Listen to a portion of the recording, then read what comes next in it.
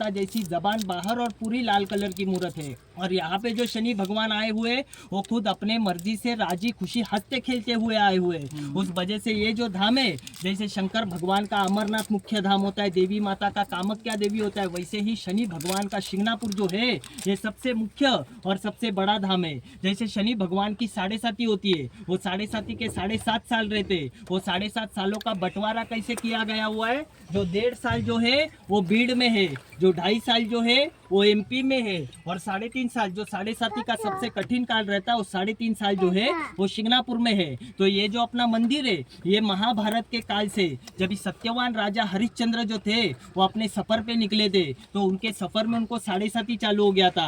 वो 7.5 में उनको बहुत सारे दुख दर्द, बहुत सारी तकलीफें, उनके ऊपर चोरी का बालंट वगैरह ऐसी बहुत सारी चीजें उनके जीवन में हुई। तो विष्णु भक्त होने के कारण उन्होंने विष्णु भगवान का जाप किया और विष्णु भगवान को प्रसन्न किया। जब विष्णु भगवान उनके ऊपर प्रसन्न हुए तो विष्णु भगवान ने कहा कि मेरा जाप करके तुम्हें कुछ फायदा नहीं है, तुम्हें कुछ उपयोग नहीं है, तुम्हारे जीवन में जो है वो शनि की पीड़ा चालू है, शनि की 7.5 चालू है, तुम शनि भगवान का जाप करो और शनि भगवान को प्रसन्न करो। तो उनकी बात मानकर उन्होंने ऐसे ही किया, शनि भगवान का जाप किया और शनि भगवान को प्रसन्न किया। जब शनि भगवान उनके ऊपर प्रसन्न हुए तो शनि भगवान ने कहा कि तुम्हारे सफर में जो शिंगणापुर गांव लगता है, उस शिंगणापुर गांव में मैं जन्म लूंगा, वहां पर आकर अगर सच्ची मन से, सच्ची श्रद्धा से, बिना मन में शंका कपट लाए तुम मेरी पूजा अर्चा करोगे तो तुम्हारी जो शनि की पीड़ा है, तुम्हारा जो दुख दर्द है, वो सारा की सारा मैं अपने पास ले लूंगा।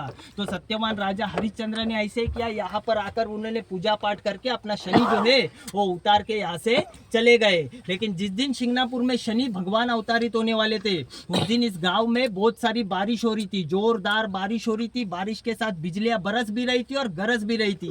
तो ये जो आपको लेफ्ट साइड में नदी जो दिख रही है, इस नदी का नाम है पानस नदी। इसी नदी में इसी जगह पर एक बिजली गिरी और बिजली गिरने के कारण शनि भगवान के पत्थर का वो जो शिला है उसका निर्माण हो गया। वो जो पत्थर है वो पानी के तेज बहाव के वजह से बहते बहते आगे एक बेरी का पेड़ है, बेरी बोले तो अपना बेर रहता ना छोटा वाला, वो बेर का पेड़ है, बेर के पेड़ के यहाँ पर आकर रुक गया। वहां पर रुकने के बाद जब बारिश का पानी कम हुआ, बाढ़ का पानी कम हुआ, तो गांव के छोटे छोटे बच्चे लोग जो थे वो नदी किनारे खेलने आते थे। तो खेलते खेलते उनका ध्यान वो पत्थर के ऊपर गया कि पानी के इतने तेज बहाव में भी वो पत्थर खड़ा की खड़ा कैसे। उस वजह से बच्चे लोगों ने क्या किया, एक ने एक पत्थर उठाया और एक ने एक लकड़ी उठाई और दोनों ने शनि भगवान के ऊपर फेंक के मारी। फेंक के मारने के बाद वो जो पत्थर है वो पत्थर में से खून बहने लगा। उस दिन ये जो नदी है वो आधी नदी पानी से और आधी नदी खून से ऐसा कंटिन्यूअसली बह रही थी। तो गांव वाले डरने लगे कि ये पत्थर है, पत्थर में से खून बह रहा है, गांव के अंदर चल क्या रहा है। आप आज भी मंदिर में जाके शनि भगवान की शिला को अगर ध्यान से देखोगे तो उसके ऊपर घाव के निशान जो है वो आज भी साफ साफ दिखाई पड़ते। गांव वाले डरने के बाद गांव वालों ने होम हवन किया, भगवान का जाप किया। होम हवन करने पर गांव में एक शनि भक्त थे, वो शनि भक्त के सपने में शनि भगवान आए, उन्होंने कहा कि मैं शनि हूँ और इस गांव में अवतारित हुआ हूँ। इस गांव वालों को कोई तकलीफ देने यहाँ पे नहीं आया, बल्कि जो तुम्हारी तकलीफें रहती है, घर में क्लेश रहता है, ग्रह में दोष रहता है, शनि की पीड़ा, 7.5 काल सर्पयोग, ये जो तुम्हारा दुख दर्द है वो लेने के लिए एक जगह पर अवतारित हुआ हूँ। जो इस जगह पर आकर मेरी सच्ची मन से, सच्ची श्रद्धा से, बिना मन में शंका कपट लाए जो मेरी पूजा अर्चा करेगा, उसकी जो शनि की पीड़ा है, उसका जो दुख दर्द है, सारा की सारा मैं अपने पास ले लूंगा। तो गांव वाले कहने लगे कि अभी शनि भगवान तो अपने पास आ गए, तो उनका मंदिर बनाया जाए। तो मंदिर बनाने के लिए उस समय में भारत में अपनी नदियां जो थी वो सब बड़ी बड़ी हुआ करती थी, अब सब बुझ बुझ के छोटी छोटी हो गई है। उस समय पे वो जो बेरी का पेड़ है वो नदी में हुआ करता था, अब जमीन के ऊपर है। तो गांव वाले सोचने लगे कि नदी में तो अपन मंदिर बना नहीं सकते, तो अपन शनि भगवान को बाहर निकालते, वो पत्थर को बाहर निकालते। तो पत्थर को बाहर निकालने के लिए पूरा गांव इकट्ठा हो गया, पूरे गांव ने जो है वो ताकत लगाई, लेकिन शनि भगवान जो है वो जगह के हिले नहीं। उन्होंने घोड़े मंगाए, हाथी मंगाए, हाथी की ताकत लगाई, तभी भी शनि भगवान जगह के हिले नहीं। गांव वाले सोचने लगे कि अब क्या किया जाए। फिर शनि भक्त के सपने में शनि भगवान आए और उन्होंने कहा कि यदि तुम 2 सगे मामा और 2 सगे भांजे और काले बेल की जोड़ी यदि तुम लाते हो तो मैं उनकी एक उंगली में भी हिल जाऊंगा। तो गांव वालों ने ऐसे ही किया, पूरे गांव के अंदर 2 सगे मामा, 2 सगे भांजे ढूंढे गए, लेकिन इस गांव में 2 सगे मामा, 2 सगे भांजे मिले नहीं। फिर आगे के गांव से 2 सगे मामा, 2 सगे भांजे और काले बेल की जोड़ी मंगाई गई और उन्होंने वो बेरी के पेड़ के यहाँ से शनि भगवान को एकदम आराम से अपने कंधे पे उठाया, कंधे पे उठा के बैलगाड़ी के ऊपर विराजमान किया बैलगाड़ी के ऊपर विराजमान करने के बाद भी शनि भगवान जो है वो जगह के हिल रहे नहीं थे। फिर उनके आसन के नीचे जो है वो काला कपड़ा बिछाया गया। उसके बाद जो है शनि भगवान वहाँ से हिले। वहाँ से हिलने के बाद आप अभी मंदिर जाओगे तो मंदिर जाने के बाद शनि भगवान के मूर्त के ठीक सामने एक आड़ा मठ है। वहाँ पे उपासी महाराज जो थे वो तप किया करते थे, होम हवन किया करते थे। उसके ठीक सामने नीम का पेड़ है। वो नीम के पेड़ के यहाँ पर आकर जो है शनि भगवान रुक गए। लेकिन गांव वालों को मंजूर नहीं था। गांव वालों को उनके गांव में लेके जाना था जो 1.5-2 किलोमीटर और अंदर की तरफ है। लेकिन शनि भगवान ने कहा था कि जिस जगह पर मैं रुकूंगा उसी जगह मेरा मंदिर बना देना, उसी जगह मेरी स्थापना कर देना। उस वजह से अभी जहाँ पर मंदिर है उसी जगह गांव वालों ने मंदिर बनाने का सोचा। अभी मंदिर बनाने के लिए अपने महाभारत के समय में हिंदू धर्म में मंदिर कैसे होते थे, सब बड़े बड़े मंदिर होते थे, विशाल घुमट होते थे, राजाओं की देवताओं की मूर्तियां होती थी उसके ऊपर, जैसे मीनाक्षी मंदिर, सूर्य मंदिर, बालाजी मंदिर। ऐसे ही बड़ा मंदिर यहाँ पे भी बनाने का सोचा। लेकिन मंदिर बनाने के लिए हमेशा बगल में पत्थर की दीवार खड़ी कर देते थे। लेकिन दीवार जो है वो गिर जाती थी, खड़ी करते थे गिर जाती थी, ऐसा बार बार होने लगा। तो गांव वाले कहने लगे कि हमसे तो कोई चूक भूल नहीं हो रही, कोई गलती तो नहीं हो रही है मंदिर बनाने के कार्य में। फिर शनि भक्त के सपने में शनि भगवान आए और उन्होंने कहा मैं सूर्य पुत्र हूँ, मैं सूर्य भगवान का पुत्र हूँ, उस वजह से कभी मेरे ऊपर छत मत बनाना, मुझे हमेशा उनके आशीर्वाद में रहना, उनकी छत्र छाया में रहना है। उस वजह से कहते हैं यहाँ पे मंदिर है लेकिन इस मंदिर में कोई छत नहीं है, कोई दीवारें, दरवाजे, खिड़कियाँ नहीं है। जैसे पूरे विश्व में ब्रह्मा जी का एक ही मंदिर है राजस्थान में पुष्कर में, वैसे ही पूरे विश्व में शनि भगवान का सबसे अनोखा और सबसे बड़ा धाम जो है वो शिंगणापुर में है। यहाँ पे जो नीम का पेड़ है वो नीम के पेड़ की परछाई जो है वो शनि भगवान के ऊपर कभी गिरती नहीं है। वो नीम का पेड़ अगर शनि भगवान की तरफ बढ़ता है तो उसकी पत्तियां जो रहती है, डालियां जो रहती है वो जल जाती है, गल जाती है। उस वजह से कहा जाता है यहाँ पे पेड़ है लेकिन इस पेड़ में कोई परछाई नहीं है। हालांकि छाया जो था वो शनि भगवान की माता का नाम था, लेकिन इस मंदिर में छाया माता को कोई स्थान नहीं दिया गया हुआ है। आप पूरे चौकट के अंदर गौर कर लेना, कोई भी पेड़ शनि भगवान की तरफ बढ़ता है तो उसकी पत्तियां जो रहती है, डालियां जो रहती है आपको जली जली सी, बुझी बुझी सी दिखेगी। ये शनि भगवान का ताकत है। इस गांव में किसी घर में कड़ी, ताला, दरवाजा, कुंडी वगैरह लगता नहीं है। यहाँ पे चोरी वगैरह होती नहीं। चोरी करने वाला, फंसाने वाला यहाँ पे अंधा पागल होके घूमते रहता है। ऐसा नहीं है चोरी नहीं हुआ था, 2 बार चोरी हुआ था, लेकिन चोरी करने वाला जो है वो गांव से बाहर निकल ही नहीं पाया। वो घूम घूम के एक ही जगह पे आता था, उस वजह से वो पकड़ा गया। उसके बाद यहाँ पे कभी चोरी नहीं हुई। उसमें से दूसरी चोरी जो है वो हाल फिलहाल में 17 महीने पहले हुआ था, पेपर में, न्यूज में वगैरह भी आया था। एक मुंबई के ड्राइवर ने कस्टमर के बैग में से 30,000 रुपया निकाला था, लेकिन उसने भी खुद कबूला कि मैंने कम से कम 7 से 8 चक्कर काटे शिंगणापुर के, और शिंगणापुर के बाहर जा ही नहीं पाया, और बाहर जाने से पहले वो पकड़ा गया। मतलब यहाँ पे कोई कुछ करता है तो यहीं पे, इसी जगह पे ही वो भुगत के जाता है, यहाँ से बाहर जो है वो जा नहीं पाता।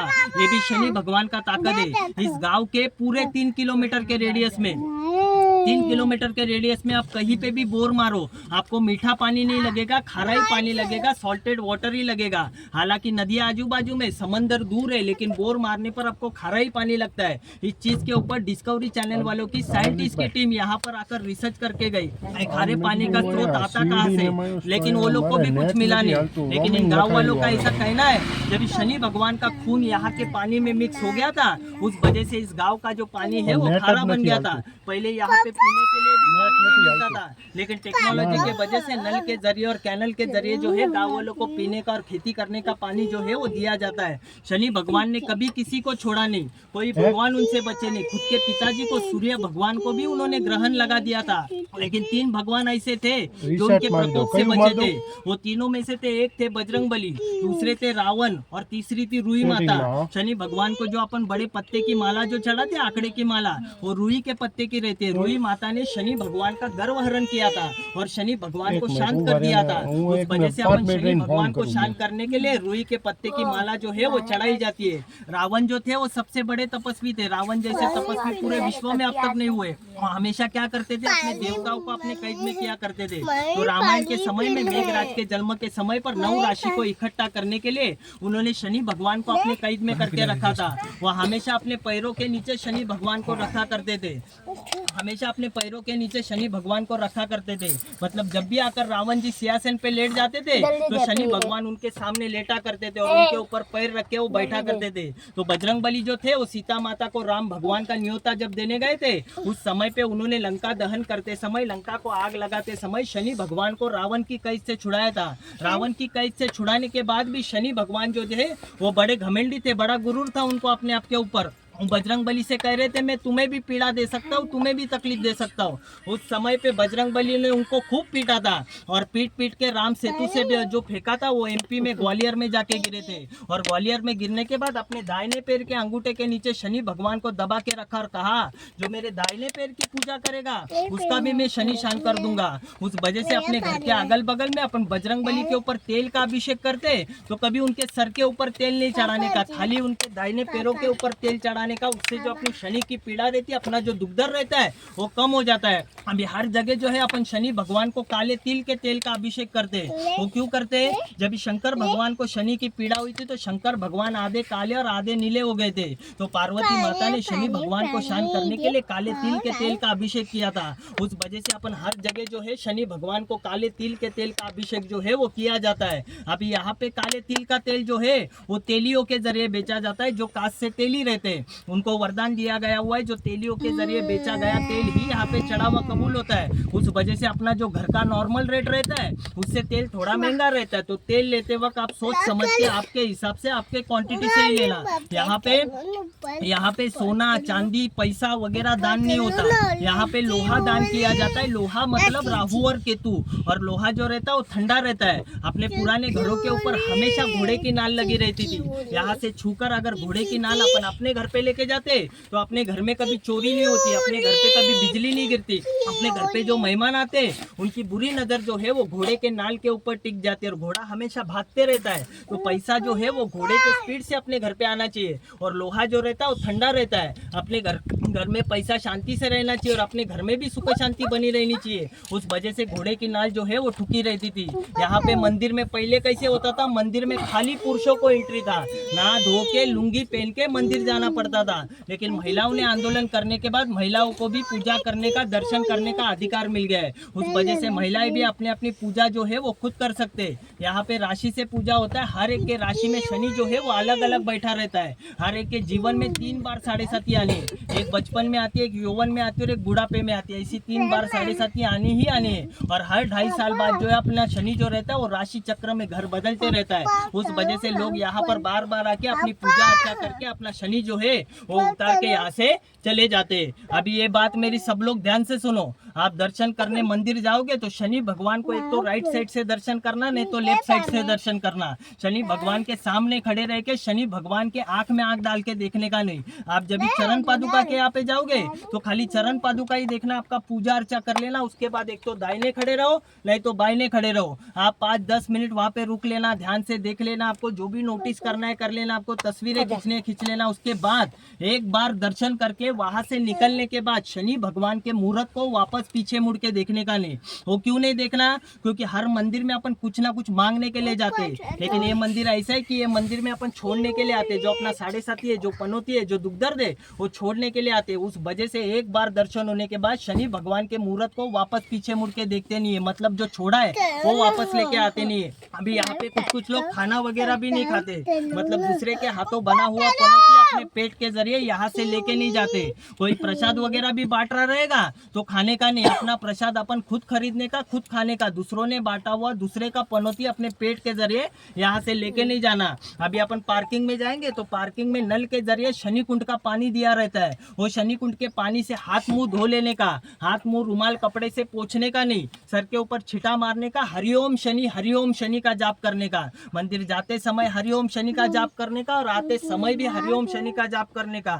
उससे आपका पूजा जो है वो सफल हो जाता है। पहले कैसे लोग नहा धो के जाया करते थे, अभी लोग हाथ मुंह धो के जाया करते। इस मंदिर में गीले बदन क्यों जाया करते? क्योंकि इस मंदिर में शनि भगवान जो है वो पानी के जरिए आए हुए, उस वजह से गीले का मान रहता है। उस वजह से इस मंदिर में गीले बदन ही जाया करते।